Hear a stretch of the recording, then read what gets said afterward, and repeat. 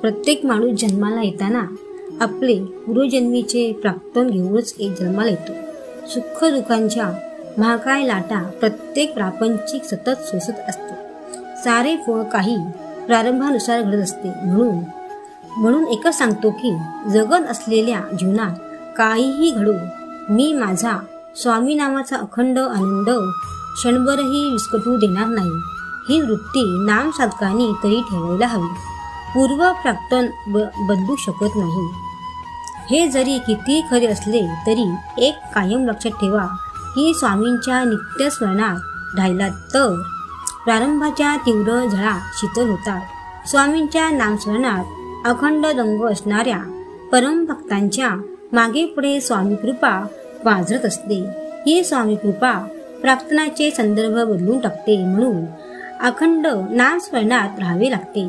अनुभव असा की अंगात कितीही ज्वर असला तरी मुखातले नामस्मरण जेवढे वाढू लागते तेवढा ज्वर आपोआप कमी होऊ लागतो. वैद्य औषध देतो, स्वामीनाम रोग बरा करते.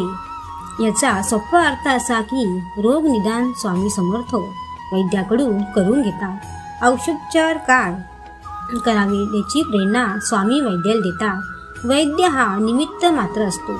सर्व काही स्वामीच करीत असतात.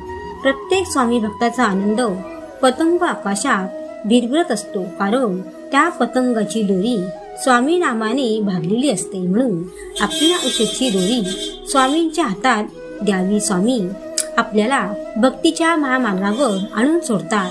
हे सूत्र लक्षात ठेवून त्यांच्या अखंड नामात राहा. एवढेच मला तुम्हा स्वामी भक्तांना सांगायचे आहे.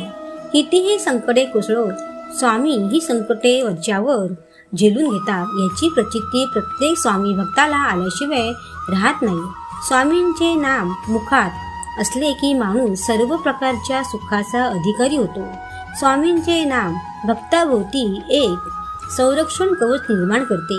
श्रीकृष्णाने द्वारकेभोवती आपले सुदर्शन चक्र फिरवत ठेवले, त्यामुळे द्वारका सुरक्षित राहिली. त्याप्रमाणे आपण स्वामीनाम जर सतत घेत राहिलो तर स्वामीच आपल्या भोवती संरक्षण कवच निर्माण करतात. कसे ते समजून घ्या.